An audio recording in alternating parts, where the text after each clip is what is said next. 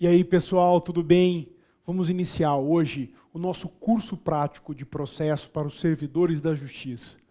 É com grande satisfação que eu inicio esse trabalho e espero que seja de grande valia a todos os nossos servidores do Poder Judiciário.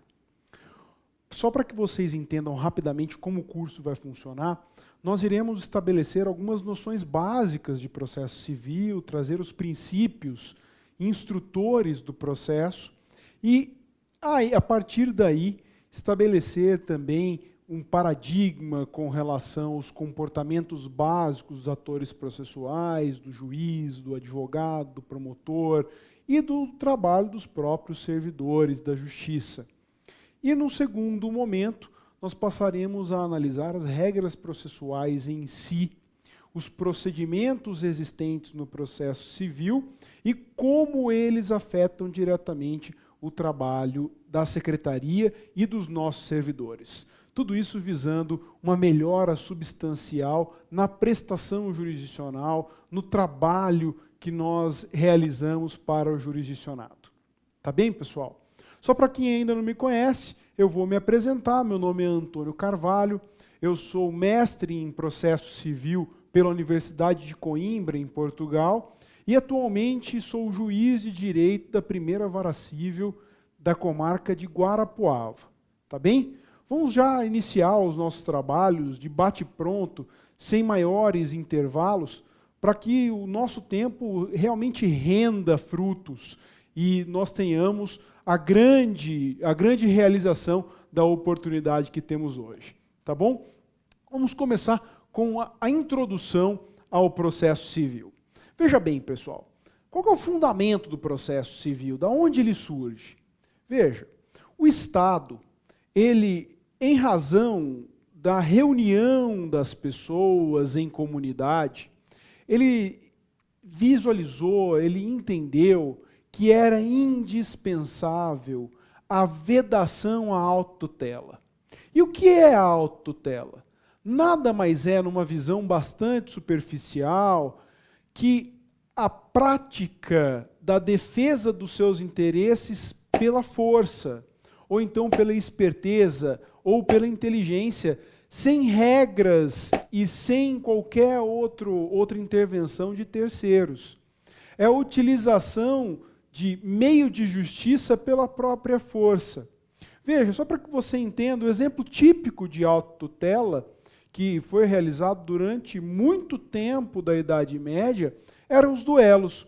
Quando uma pessoa tinha que resolver um problema com o outro, como que ela resolvia? Ela resolvia por meio do duelo, ou através de duelo físico, luta entre uma pessoa e outra. Depois nós tivemos os filmes de Velho Oeste, nós temos de uma forma bastante ilustrativa isso, né, o duelo, um cowboy contra o outro, andando de costas, damos 10 passos, depois viramos, e quem atirar primeiro e matar o outro é o vencedor daquela lide, daquela pendenga. Ou então nós tínhamos também duelos próprios de inteligência, né? Quem fosse o mais inteligente, o mais esperto, venceria. O Estado verificou que esse tipo de resolução de conflito não era o mais adequado para a comunidade, para os próprios interesses sociais. Então, entendeu-se que era indispensável vedar esse tipo de resolução de conflito. Com a vedação da autotutela, o Estado trouxe para si a resolução dos conflitos de interesse. Veja, o homem é um ser que normalmente vive em sociedade, é inerente à raça humana o caráter associativo, o caráter gregário, tá bem? E também é imanente, é inerente a essa relação humana a existência de conflitos de interesses a partir da insatisfação de um pelo comportamento de outro. A partir deste momento em que o Estado veda a autotutela e como forma de solucionar os conflitos de interesse, a primeira conduta que o Estado estabelece, o primeiro comportamento estatal, é a definição de regras e normas que visem o estabelecimento de comportamentos esperados pela sociedade, pelos integrantes da sociedade. A partir daí, surge o que nós conhecemos hoje como as leis. Tá bem, pessoal? Essas leis, elas são conhecidas como, no ambiente jurídico, né, nós chamamos as leis, essas normas de direito material, como norma primária. Olha só, vamos lá no nosso quadro, presta atenção. Veja, olha, nós temos então o que nós chamamos de lei como norma primária. Tá bem? A lei nada mais é do que uma norma primária. Ou seja, o que a gente entende por norma primária? Nada mais é do que o primeiro mandamento que o cidadão, que a pessoa que integra o Estado recebe de como agir. Isso é uma norma de categoria primária. Tá bem? Mas veja, por vezes, essas leis, as normas primárias, elas são descumpridas. Né? Nem sempre um sujeito obedece o que está estabelecido na lei. Se, por outro lado, todo mundo cumprisse o que a lei determina, raramente nós teríamos um conflito de interesse. Esse conflito de interesse talvez apareceria quando a norma fosse dúbia, ou então existissem dispositivos jurídicos que são conflitantes, tá certo? Mas, por diversos motivos, as pessoas descumprem a lei. Ou então, ou porque elas preferem descumprir para obter uma vantagem indevida em relação ao outro, ou porque elas pensam que são mais fortes do que a outra pessoa que elas se relaciona, ou então porque ela pensa ser mais esperto e quer se aproveitar do mais ingênuo. Enfim, são inúmeras, infinitas as causas pelas quais as pessoas descumprem as leis. Verificando esse tipo de comportamento, de ineficácia ou impossibilidade de resolução de conflitos exclusivamente no plano legal, é que o Estado percebeu que precisaria também criar instrumentos para resolver o conflito de interesse, que surge justamente a partir do descumprimento da lei. Tá bem? Então, a partir deste momento em que o Estado verifica o conflito de interesse pelo descumprimento da lei, necessariamente ele criou regras próprias para que a pessoa buscasse a tutela estatal para a realização do seu direito. Tá joia, moçada?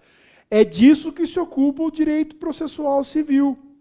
O direito processual civil, ele visa a resolução do conflito de interesses. E por conta justamente da vedação da autotutela.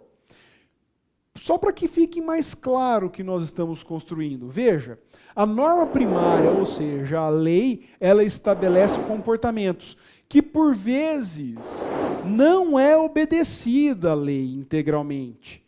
E para que esses conflitos de interesse surgidos a partir do descumprimento da lei sejam resolvidos de um modo justo, que o Estado entendeu que deve ser por heterocomposição, ou seja, por uma decisão realizada por um terceiro imparcial, que no caso é o juiz, é que se criou normas de direito processual civil. Tá bem? Então veja, vamos voltar para o quadro lá, pessoal. As normas, olha só, de direito processual civil são normas que nós chamamos de secundárias. O que isso quer dizer? Basicamente, isso quer dizer que, em razão do descumprimento de uma norma primária, o Estado cria norma secundária para resolver este conflito de interesse. Antônio, existe alguma relação de importância de uma norma ser primária, outra secundária? Absolutamente não. Não existe esta relação de importância. Há uma norma primária mais importante que uma norma secundária. Não, é apenas uma classificação. A norma primária é aquela que estabelece comportamentos. A norma secundária é aquela que visa a regulamentação dos instrumentos para a solução do conflito de interesses. Tá bem? Então, justamente pela vedação da autotutela, surge a necessidade de que o Estado se dote de uma estrutura para a resolução dos conflitos de interesse existentes. E é disso que se ocupa o direito processual civil, da resolução dos conflitos de interesse. Tá bem? Moçada? Qual que é o objeto do direito processual civil? Olha só, vamos falar um pouquinho sobre o conceito de processo civil. Olha só, moçada, conceito de processo civil.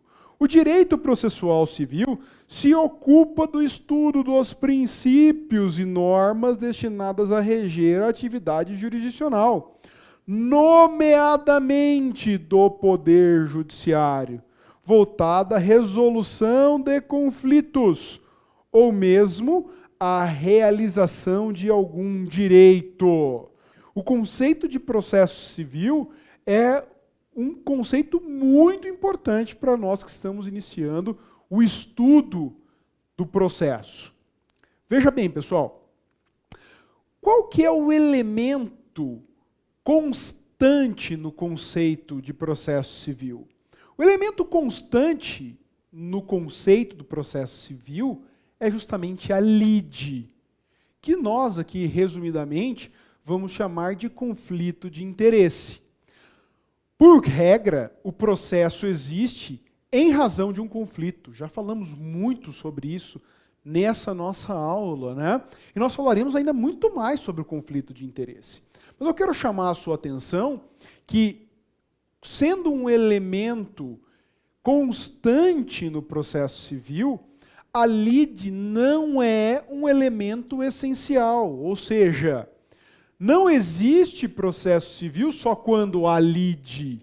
A lide não é essencial para a existência do processo. Nós podemos pensar no processo também sem lide. Eu vou falar disso em 2 segundos. Só para chamar a atenção e deixar mais claro para você o que é esse conflito de interesse, veja um exemplo básico, banal, que acontece todos os dias nas varas cíveis. Uma pessoa descobre que o seu nome está incluído indevidamente nos cadastros de maus pagadores. Ela verifica que houve uma violação a um direito próprio dela. Qual é esse direito? O direito à imagem, ao bom nome, a um direito de personalidade que ela possui, de velar por sua imagem, honra e bom nome.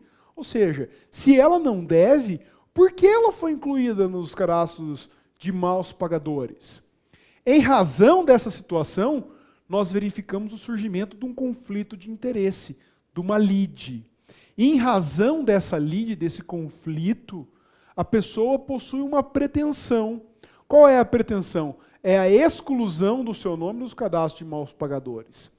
Infelizmente, nem sempre quando ela se volta contra aquela pessoa que incluiu o seu nome nos cadastros de maus pagadores, fala, olha, está incluído devidamente, por favor, retire o meu nome desse cadastro. Nem sempre que ela toma esse tipo de comportamento, essa pessoa reconhece que efetivamente é indevido o cadastro e retira o nome. Na maioria das vezes ele fala, não, vai atrás dos seus direitos. Então quando ele fala, vai atrás dos seus direitos, é a dica que a pessoa deve buscar a tutela que nós chamamos de jurisdicional, que é a busca do Poder Judiciário para a resolução do seu litígio, da sua lide. Tá bem, pessoal? Então, isso é a lide.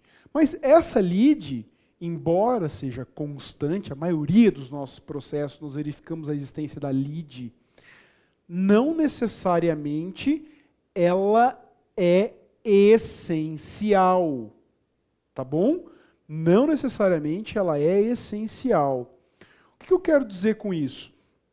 Com isso, eu quero dizer que nós temos processo também quando não existe lide.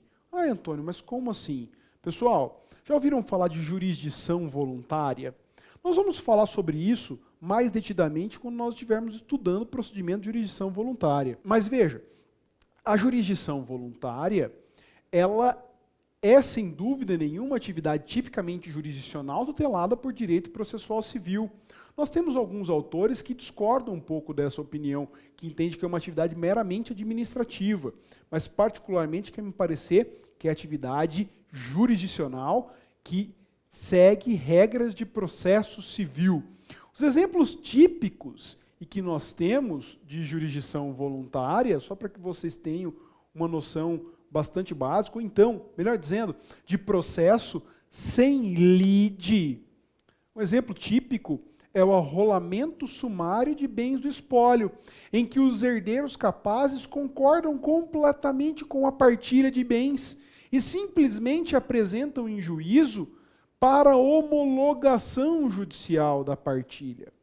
Outro exemplo típico de processo sem lide é a separação consensual do casal com filhos menores, que eles não podem se utilizar da possibilidade de separação extrajudicial, separação em cartório.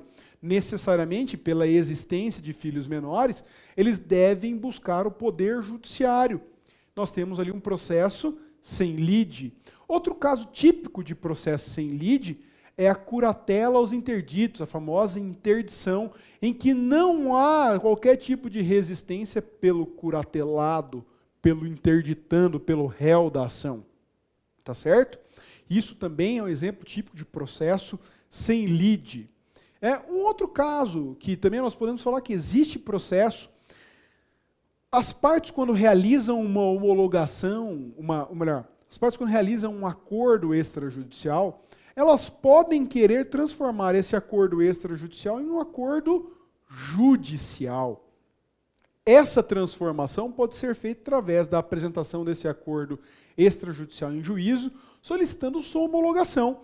Converte-se, então, um acordo extrajudicial em título executivo judicial, processo sem lide. Eu não tenho dúvida que isso também se caracteriza como um processo, mas como eu disse para vocês, existem pessoas que discordam um pouco dessa posição. Outro caso, só para que vocês vejam que a lide nem sempre é essencial, são esses casos em que eu tenho uma pretensão, existe uma pretensão, mas para a realização do direito, eu necessito da intervenção do Poder Judiciário. Só para a gente fechar aqui, pessoal. Existem também casos em que nós temos a existência de processo civil mesmo sem pretensão, mesmo sem aquela vontade de realização do direito pelos interessados. Quer ver um exemplo típico disso? É o inventário determinado de ofício pelo juiz após o decurso do prazo de 60 dias para sua instauração pelos interessados. Isso é um caso típico de processo sem lide e também sem pretensão. A lide até pode existir na sequência, quando da resolução dos incidentes do inventário. Outro caso de processo sem pretensão é a arrecadação dos bens de ausentes. Nós certamente veremos depois esse procedimento de arrecadação de bens dos ausentes, que é extremamente raro, mas que também existe. Um outro caso de processo sem pretensão, mas que aí existe lide, é a instauração do procedimento de medida protetiva em favor de criança ou adolescente. Está lá no artigo 101 do ECA. Tá bem, pessoal? Veja, em casos raríssimos, excepcionais, o juiz pode iniciar um processo. Isso é excepcionalíssimo.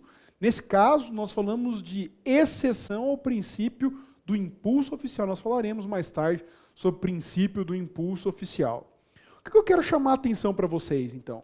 Qual que é efetivamente o objeto do processo civil? Do que se ocupa o processo civil? Veja, o processo civil se ocupa de algo muito nobre. Ele se ocupa do estudo, da criação de regras e da análise de princípios da atividade jurisdicional. O que está no centro do processo civil é a regulamentação da atividade jurisdicional. E a atividade jurisdicional nada mais é, numa visão bastante superficial, conceito muito complexo, mas para que você entenda, a atividade jurisdicional, ela é justamente essa tarefa, esse poder-dever que o Estado possui em resolver os conflitos ou realizar direitos às pessoas. A atividade jurisdicional, ela é, portanto, nada mais, nada menos do que um poder-dever do Estado de realizar direitos e resolver conflitos. Tá certo? O juiz de direito, ele está investido de jurisdição para resolver os processos que lhe são submetidos. Tá bom, moçada? Então, o objeto do processo civil é extremamente nobre. É o estudo, a análise, a criação de regras e a interpretação dos princípios que regem a atividade jurisdicional. Muito embora a atividade jurisdicional seja o objeto do processo civil, o que nós temos que entender é que qualquer poder apenas existe para servir. O poder não existe para ser servido, mas sim para servir. Eu quero dizer isso. Muito embora o juiz esteja investido de jurisdição, que é um poder, ele ou está investido de jurisdição para servir àqueles que buscam a tutela jurisdicional. Tá bom? Então, qual é a grande importância do processo civil? É utilizar a tutela jurisdicional, a atividade jurisdicional do Estado, a serviço das partes. É isso que nós precisamos entender nesse início. Então veja, todos vocês, os nossos servidores, devem estar imbuídos deste princípio, porque são também os instrumentos pelos quais a atividade jurisdicional chega até a parte.